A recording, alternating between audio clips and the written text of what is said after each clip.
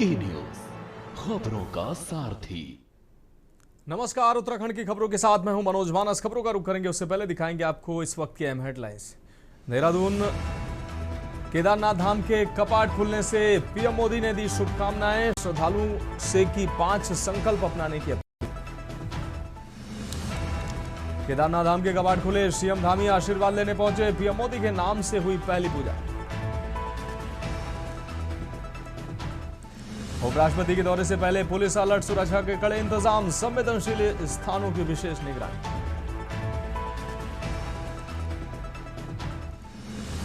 प्रदेश में जंगल की आग और अतिवृष्टि बनी चुनौती, 30,000 हेक्टेयर से अधिक वन संपदा हो चुकी है प्रभावित। हल्द्वानी मदरसन कंपनी में वेतन विवाद खत्म, 14 में से 12 मांगे मानी गई हैं, भड़काने वालों पर कार्रवाई, हालात पूरी तरह से नियंत्रित। उत्तराखंड के 191 स्कूलों में पेयजल संकट, गर्मी में बच्चे पानी को तरसेंगे, पिथौरागढ़ ज्यादा प्रभावित। आप देख रहे हैं की न्यूज, खबरों का सारथी। और अब खबरें विस्तार से। हम खबर से बुलेटिन की शुरुआत करेंगे। विश्व प्रसिद्ध श्री केदारनाथ धाम के कपाट आज यानी 22 अप्रैल की सुबह ठीक 8 बजे ग्रीष्मकाल के लिए श्रद्धालुओं के दर्शनार्थ खोल दिए गए हैं। कपाट खुलने के साथ ही जय केदार और हर हर महादेव के उद्घोष से पूरी केदार घाटी भक्तिमय हो उठी। कपाट खुलने की प्रक्रिया पूरी तरह से शास्त्रोक्त और विधि विधान के साथ संपन्न हुई। इस गौरवशाली क्षण को और भी भव्य बनाया भारतीय सेना की सिख रेजिमेंट के बैंड ने, जिसकी धुनों पर श्रद्धालु झूमते नजर आए। मुख्य पुजारी और वेद पाठियों के मंत्रोच्चार के बीच जब मुख्य द्वार खुले तो भक्तों का उत्साह चरम पर था। बाबा केदार के धाम पहुंचे हजारों श्रद्धालुओं का स्वागत बेहद दिव्य तरीके से किया गया। मंदिर प्रशासन द्वारा भक्तों पर पुष्प वर्षा की गई, जिससे पूरा वातावरण अलौकिक हो गया। कड़ाके की ठंड के बावजूद भक्तों की आस्था भारी पड़ी और सुबह से ही लंबी कतारें नजर आईं। पुजारियों द्वारा विशेष पूजा अर्चना के बाद कपाट खोले गए। चारों ओर शंखनाद और डमरू की आवाजें ही सुनाई दे रही थी। प्रशासन ने भारी भीड़ को देखते हुए सुरक्षा के पुख्ता इंतजाम भी किए। आज से अगले 6 महीने तक बाबा केदार इसी धाम में विराजेंगे। श्रद्धालुओं को सलाह दी जाती है कि वे मौसम की जानकारी और प्रशासन की गाइडलाइन का पालन करते हुए ही अपनी यात्रा जारी रखें।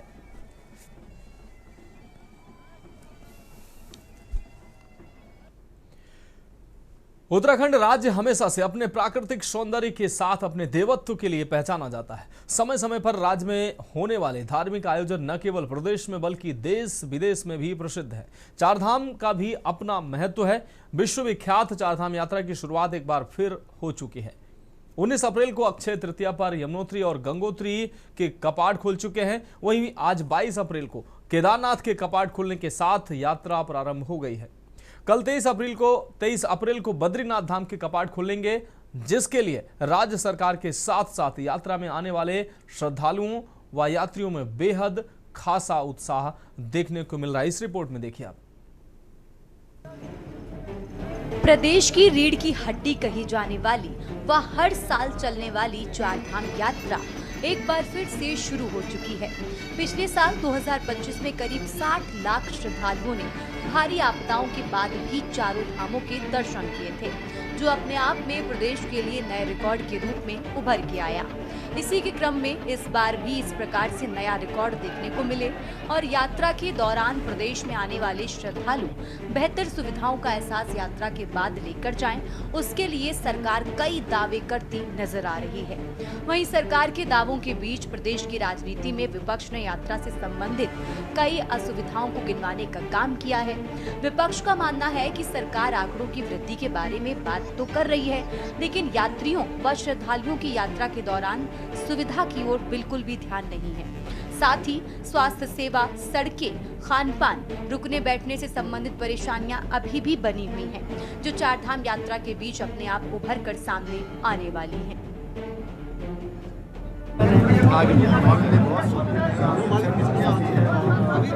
आज से चारधाम यात्रा शुरू हो रही है।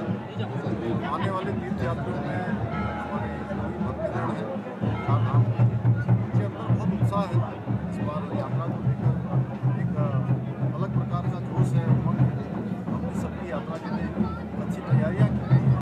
पहली बार तो ये इस बार जो है 2025 के बाद जो ये पहली व्यवस्था यात्रियों के हित में देखने को आई है कि यहाँ पर सर्वप्रथम तो है कि 35,000 यात्री पर डे यहाँ पर यात्री स्टे कर सकता है कि कोई दिक्कत नहीं है। दूसरी की यात्रियों की व्यवस्था को देखते, दर्शन की व्यवस्था को देखते हुए पहले गत वर्ष ऐसा था कि यात्री 6-6, 8-8 लाइन पे खड़ा रहता था, दर्शन नहीं हो पाते थे।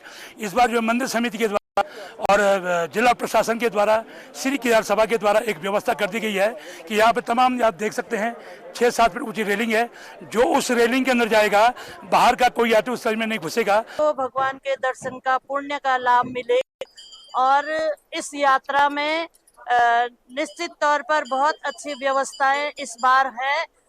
बहुत अच्छी जो यातायात की व्यवस्था है, रोड हमारी बहुत अच्छी है। पैदल यात्रा अगर गौरीकुंड से केदारनाथ तक देखें तो बहुत अच्छी पैदल मार्ग की व्यवस्थाएं की गई हैं। चारधाम यात्रा शुरू हो चुकी है और पिछले वर्षों की तरह ही इस बार भी सरकार चारधाम यात्रा को लेकर के बड़े बड़े दावे कर रही है। कह रही है कि इस बार रिकॉर्ड जो है श्रद्धालु उत्तराखंड आएंगे, रिकॉर्ड तो बनेंगे, मगर श्रद्धालुओं को सुविधाएं मिलेंगी या नहीं मिलेंगी, उनकी परेशानियां कम होंगी या नहीं होंगी, वो व्यवस्थित रूप से चार धामों के दर्शन कर पाएंगे या नहीं कर पाएंगे, उनको सुलभ जो है यात्रा सुविधाएं मिलेंगी नहीं मिलेंगी, रहने खाने की दिक्कतें उनको कम होंगी या नहीं होंगी।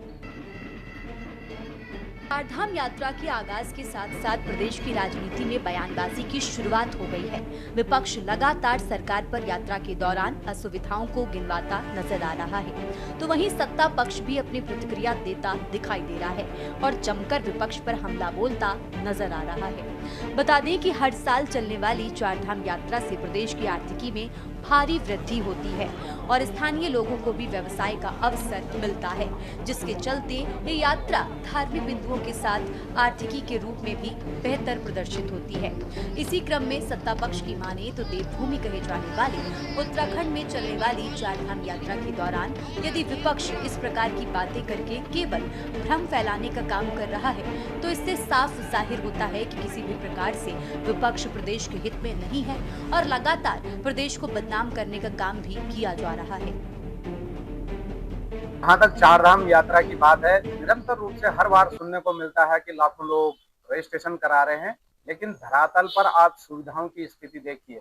उत्तराखंड की धामी सरकार देर को भी इस मामले में सचेत नहीं है। आप देखिए, वैसे सबसे बड़ा हमारे पास जो रोजगार का एक साधन है, हमारे लोग 6 महीने के इस व्यवसाय में यात्रियों का जो अतिथि देवो भव, उस भावना से हमारी जनता जो करना चाहती है, लेकिन सरकार जो यहाँ पर असुविधाओं का एक बहुत बड़ा मकड़जाल इन्होंने फैला रखा है। देखिए, चारधाम यात्रा तो हम लोगों की यूएसपी है, उत्तराखंड की रीढ़ ही उसका पर्यटन है और पर्यटन में भी धार्मिक पर्यटन जो है वो चारधाम यात्रा से चलता है। हमारे 20 लाख लोगों के आजीविका का साधन है ये चारधाम यात्रा।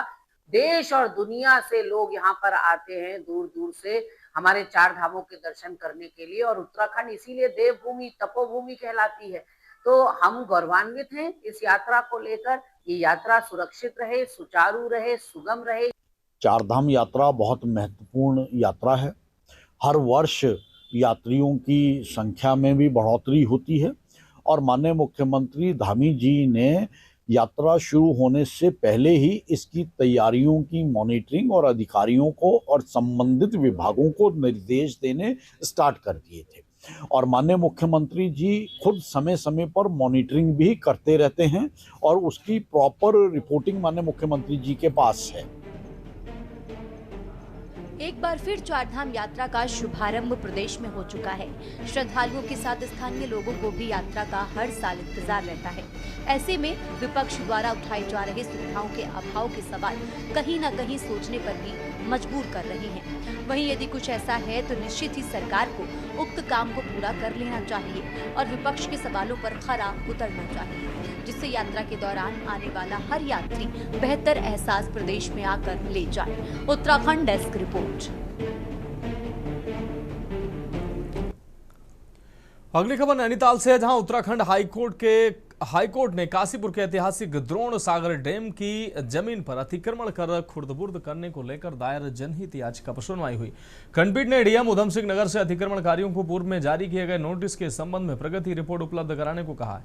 उच्च न्यायालय की खंडपीठ ने 4 सप्ताह बाद अगली सुनवाई की तिथि निर्धारित की है। आपको बता दें कि काशीपुर निवासी चक्रेश कुमार जैन ने उत्तराखंड उच्च न्यायालय में जनहित याचिका दायर कर दावा किया था कि द्रोण सागर लोक में अतिक्रमण के साथ अनैतिक गतिविधियां बढ़ रही हैं। वर्ष 2018 में एक जनहित याचिका की सुनवाई करते हुए उच्च न्यायालय ने इस क्षेत्र के पुरातात्विक महत्व को देखते हुए एएसआई के अधीन करने पर सहमति दी थी।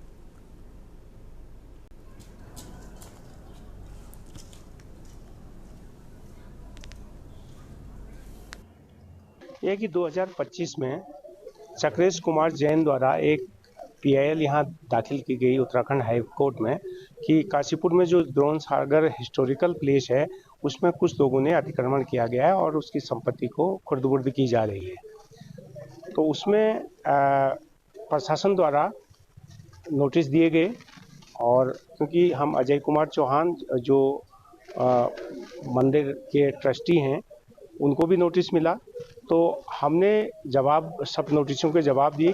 प्रशासन की तरफ से जो कंप्लेंट्स रिपोर्ट आई कि उसमें ये कहा गया कि जो खसरा नंबर 69 जिसमें जो कि द्रोण सागर का पार्ट है, हमने कहा कि इसमें इंक्रोचमेंट हुआ है। हमने भी कंप्लेंट की थी, तो उसमें आया कि कोई इंक्रोचमेंट इस खसरा नंबर पर नहीं है।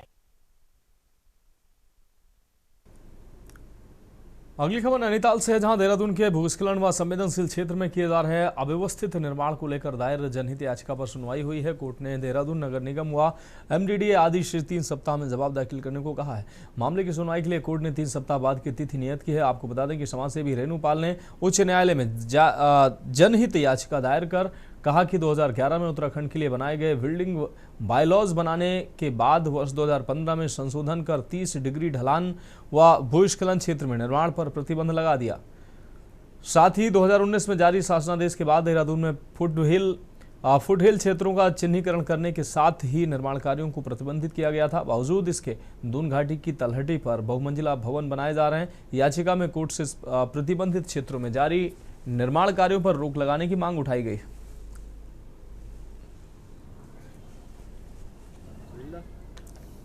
देखिए, देहरादून की एक प्रख्यात समाज सेवी हैं रीनू पॉल मैडम। उन्होंने यह जनहित याचिका इस आशय से दाखिल की है कि 2011 में बिल्डिंग बायलॉज बने उत्तराखंड में, जिसमें 2015 में क्लॉज 4.4 में संशोधन हुआ। उस संशोधन से यह प्राप्त हुआ कि जो ढलान में कंस्ट्रक्शन हो रहा है, जिसमें 30 डिग्री से ज्यादा की स्लोप है या जहां भूस्खलन की संभावना प्रबल है, जो लैंडस्लाइड प्रोन एरिया है, वहां पर जो है कंस्ट्रक्शन नहीं होना चाहिए। इस पर निषेध लगा। इसके अतिरिक्त देहरादून घाटी में क्या हुआ है, विशेषकर 2019 में एक शासनादेश के माध्यम से, फरवरी या मार्च का शासनादेश है, उन्होंने कहा कि फुटहिल क्षेत्रों को चिन्हित किया जाएगा कुछ जगहों में, देहरादून, नैनीताल, अल्मोड़ा, जहां पर दोनों पहाड़ भी है और मैदान भी है, उनकी तलहटी को फुटहिल कहते हैं। फिलहाल खबरों में वक्त एक ब्रेक का, जल्द हाजिर होंगे। ब्रेक के बाद उत्तराखंड की खबरों में एक बार फिर से आपका स्वागत है। बढ़ेंगे अगली खबर की ओर। लक्सर क्षेत्र में घरेलू गैस उपभोक्ताओं को इन दिनों भारी परेशानियों का सामना करना पड़ रहा है। आरोप है कि गैस एजेंसी संचालक मनमानी पर उतर आए हैं और पिछले कई दिनों से लोगों को सेवाएं नहीं मिल पा रही हैं। मामला उस समय और बढ़ गया जब अन्नपूर्णा गैस एजेंसी के संचालकों ने सुबह से ही एजेंसी का गेट बंद कर ताला लगा दिया और मौके से गायब हो गए। एजेंसी पर पहुंचे सैकड़ों उपभोक्ताओं को वहां गैस समाप्त का नोटिस चस्पा कर दिया गया। इतना ही नहीं, आपको बता दें कि नोटिस चस्पा मिला है एजेंसियों द्वारा केवाईसी अपडेट, दस्तावेज संशोधन, मोबाइल नंबर अपडेट और गैस बुकिंग जैसी सभी सेवाएं भी पूरी तरह से बंद कर दी गई, जिससे लोगों में भारी आक्रोश देखने को मिला है। परेशान उपभोक्ताओं ने मामले की शिकायत प्रशासन से की है, जिसके बाद तहसीलदार दीवान सिंह के समक्ष अपनी समस्या रखी। तहसीलदार ने लोगों को आश्वस्त किया कि जल्द ही गैस एजेंसी संचालक से कारण बताओ नोटिस जारी किया जाएगा और आवश्यक कार्रवाई भी की जाएगी।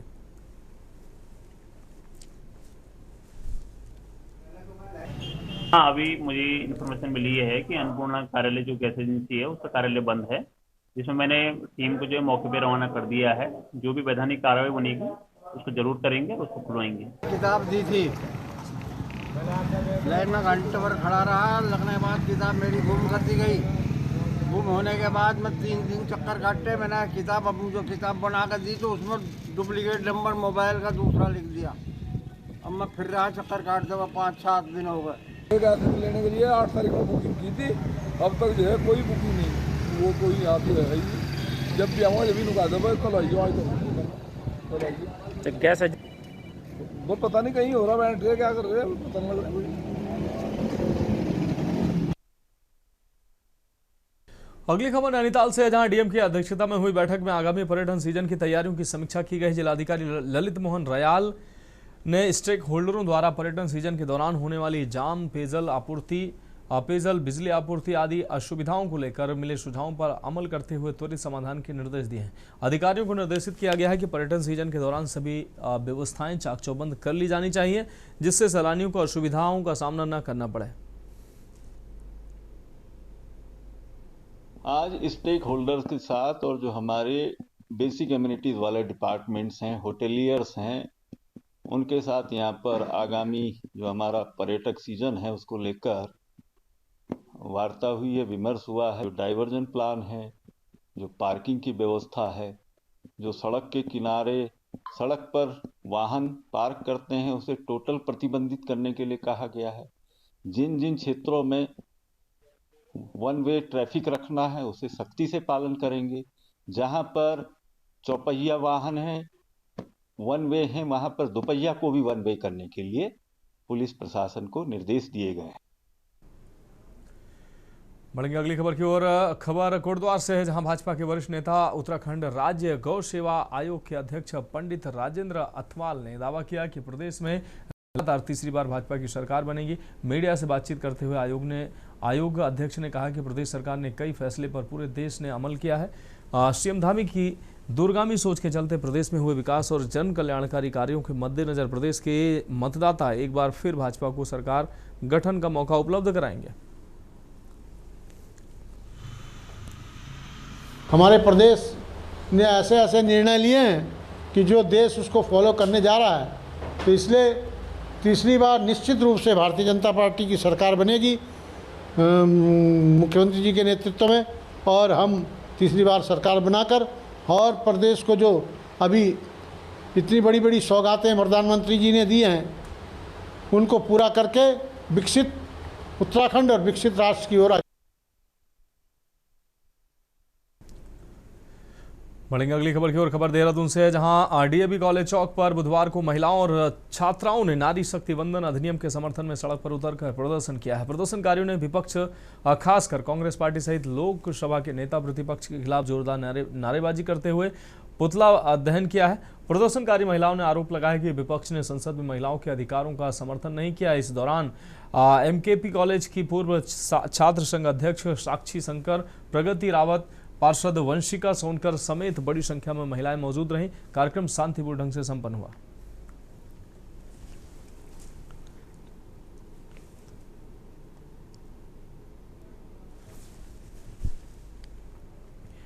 हल्द्वानी के मोटा हल्दू के मदरसन कंपनी में बीते 2 दिनों से चल रहा श्रमिकों का वेतन विवाद अब थमता हुआ नजर आ रहा है। आपको बता दें, SSP Nainital doctor Manjunath TC ने जानकारी देते हुए बताया कि श्रमिकों की कुल 14 मांगों में से 12 मांगों को मान लिया गया है, जिसके बाद हड़ताल समाप्त कर दी गई। हालांकि अभी भी 2 जो मांगे हैं शेष है, जिन पर संबंधित विभाग द्वारा सुनवाई की जा रही है और जल्द समाधान निकालने का भरोसा दिया गया है।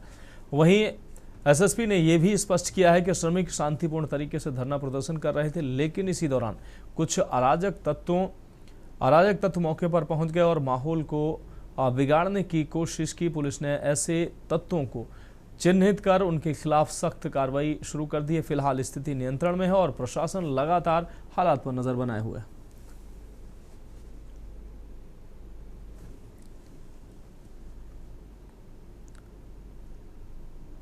हल्दू चौड़ वाला फैक्ट्री प्रकरण में सर्वप्रथम हम मदरसन सुन्नी फैक्ट्री का जो वर्कर्स है, हमारे श्रमिक भाइयों बहनों को तहे दिल से धन्यवाद और शुभकामनाएं देना चाहते हैं। उन्होंने दर्शाया कि उत्तराखंड एक शांतिपूर्ण प्रदेश है, उत्तराखंड के लोग बहुत शांतिप्रिय हैं। उन्होंने कभी भी किसी प्रकार का हिंसा, व्यापक हिंसा, उग्र हिंसा या अभद्रता या दंगा फसाद ऐसा कोई चीज़ नहीं किया। बहुत ही शांतिपूर्ण एक एनवायरनमेंट में, शांतिपूर्ण वातावरण में बहुत सकारात्मक बात हुई। वहाँ पर पुलिस प्रशासन जिला प्रशासन, SDM साहब और ALC साहब, इन सब के मौजूदगी में एक संयुक्त पुलिस प्रशासन के विभिन्न विभागों का टीम द्वारा वार्ता को फैसिलिटेट कर दिया जाएगा। फिलहाल उत्तराखंड की खबरों में अभी के लिए मेरे साथ इतना ही। मुझे दीजिए इजाजत और आगे आप देखिए के न्यूज इंडिया का विशेष कार्यक्रम मंथन हमारे प्रधान संपादक दुर्गेन चौहान जी के साथ।